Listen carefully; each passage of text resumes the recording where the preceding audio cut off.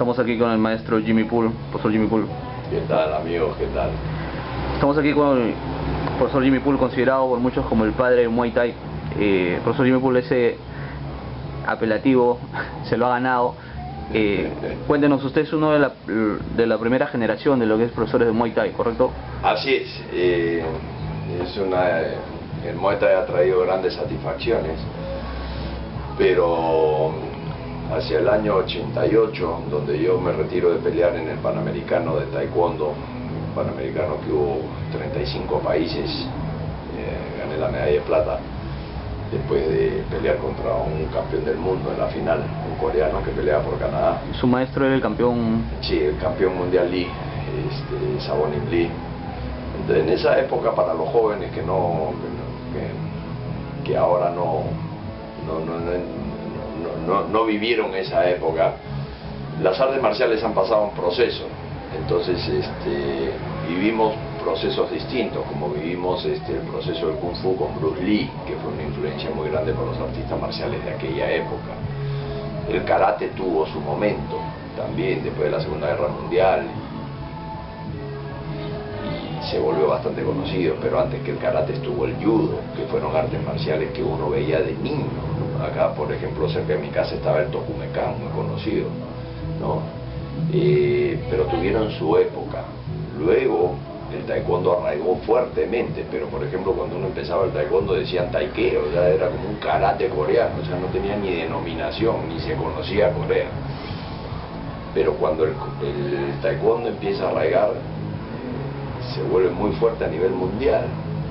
Y por ejemplo para nosotros en esa época, yo había empezado con un boxeo a los 12 años, porque antes los gimnasios, por ejemplo, los gimnasios de regatas o el gimnasio eran considerados escuela, o sea, era el ring y supera, eso era un gimnasio, un sitio medio oscuro, no eran las máquinas de ahora, el fitness. Ese boom viene a partir de los años 80, principios 90.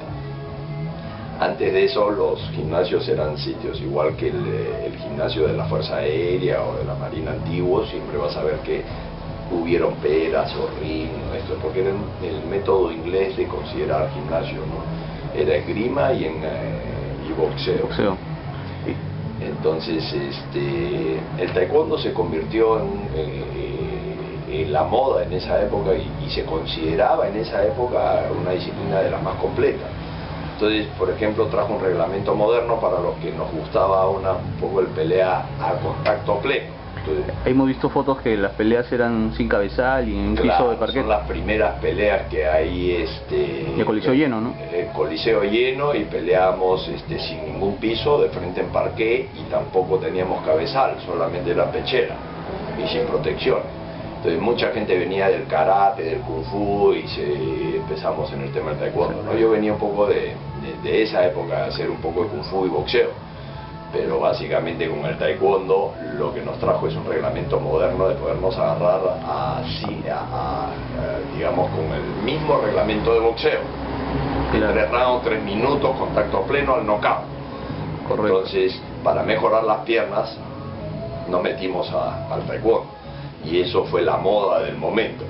Después que usted gana la medalla de plata en el Panamericano, tiene un viaje que es donde conoce el Muay Thai, ¿correcto? Claro, primero yo, acabando en el 88, para juntar un poco de plata, yo era segundo dan en esa época, y me voy a hacer como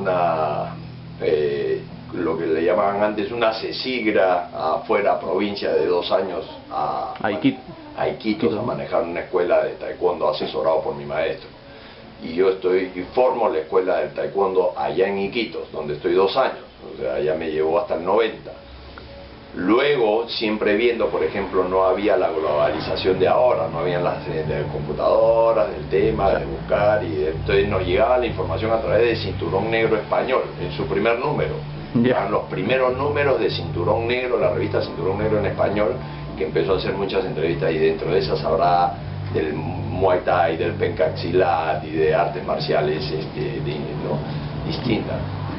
Yo había visto Muay Thai en un reportaje como una rareza en alguna parte del mundo, en algún noticiero, en el canal, por decirte, 5, ¿no? En un noticiero como una rareza, como en Tailandia había unos locos que se agarraban a golpes. Ya, claro. Entonces a mí me quedó grabado eso y bueno, poco a poco fui gestando y madurando la idea. Entonces, para poder salir en Estados Unidos, pues estaba bloqueado el Muay Thai por la gente de Full Contact.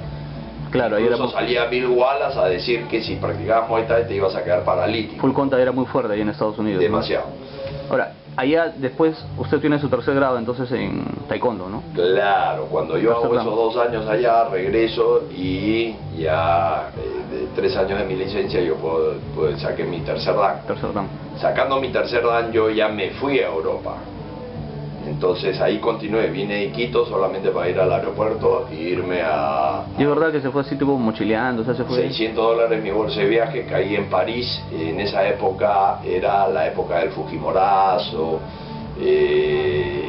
era la época que había cola para salir del país, ¿no? Yo estaba entre uno de esos, yo no salía pues por solamente esas circunstancias, ¿no? Yo quería salir a aprender, pero era una realidad totalmente distinta, ¿no? Vivíamos una economía de guerra en un país que no estaba en guerra, no había monedas, los fajos de dinero, o sea, los precios se sinceraron, todo se vino. Claro, el paquetazo, ¿no? Era alucinante, alucinante, o sea, las bombas estaban en Miraflores, ya no estaban en Ayacucho, entonces en esa realidad no había, o sea, hubo que salir, ¿no? Entonces te regresaban de los aeropuertos, entonces eras peruano, tu pasaporte peruano era como un pasaporte con lepra, donde llegaba, entonces en el avión me cambiaba, me ponía corbata, me ponía saco para poder pasar, y así me puse en París.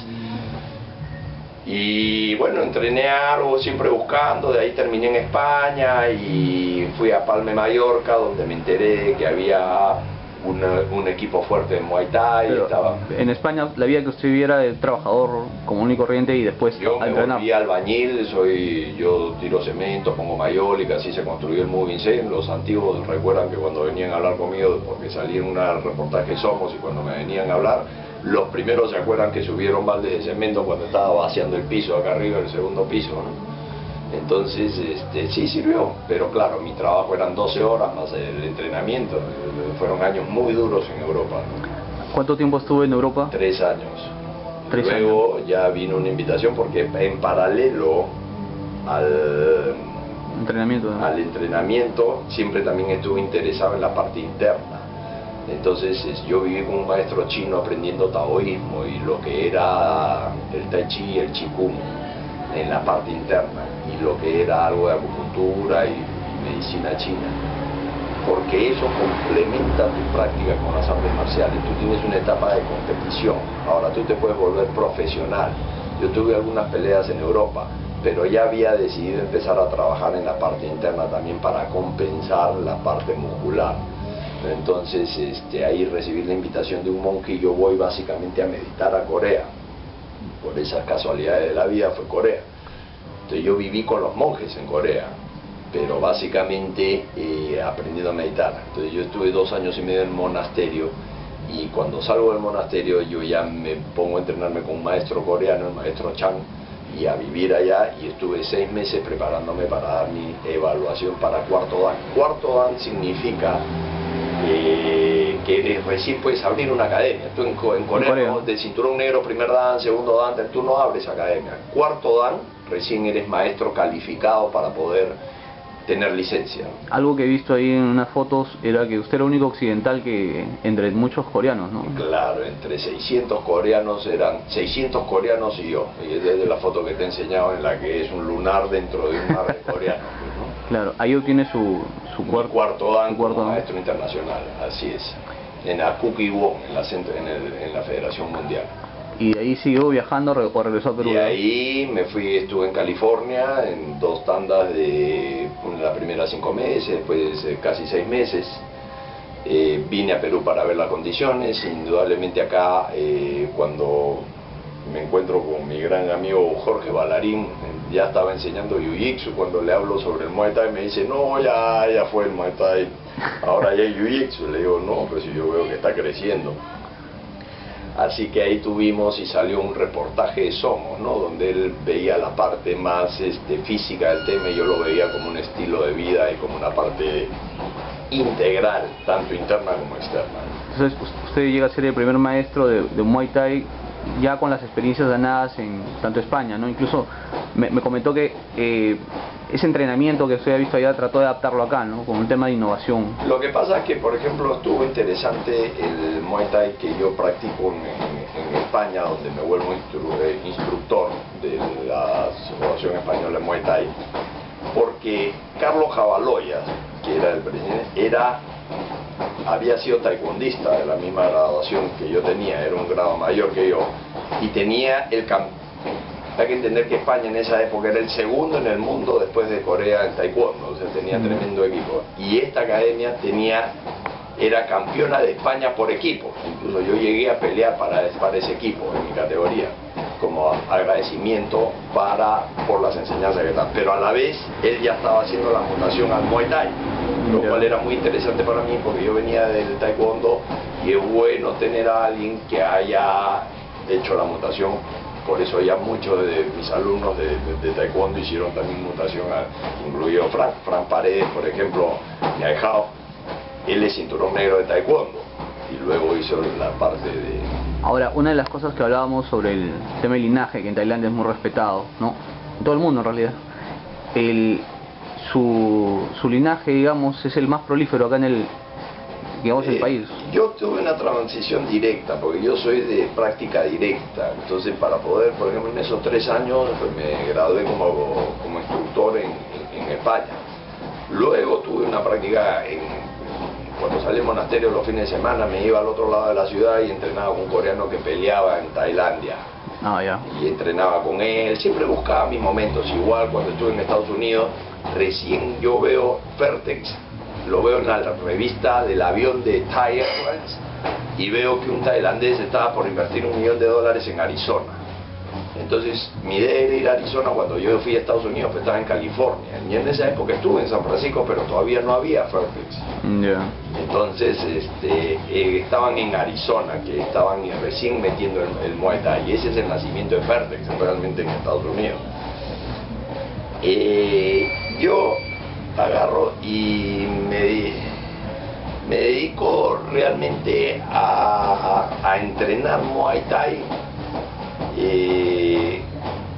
en España. Hago la transición, regreso a Perú luego de haber hecho las prácticas en California y en Corea, y empiezo a transmitir Muay Thai acá, pero ya con esa base de enseñarlo pues como se enseña acá, 1 hora, ¿no?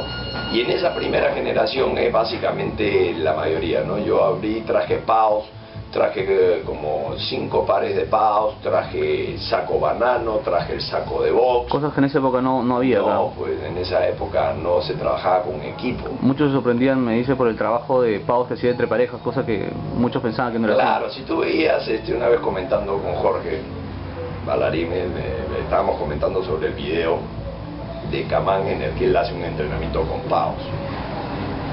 Y claro, yo le digo, así se entrena. Sí, pero me dicen, yo tengo un par de PAOs, tendríamos que tener un par de PAOs por cada pareja, y eso no, entonces... Una época en la que no había esos equipos. Claro, eran los PAOs, no se le prestaba mucha atención a los equipos, ¿no? Lo cual, una de las cosas en las que yo invertí es en traer equipos, PAOs tailandeses, con su verdadera consistencia, no unos cojines, sino la solidez del PAO.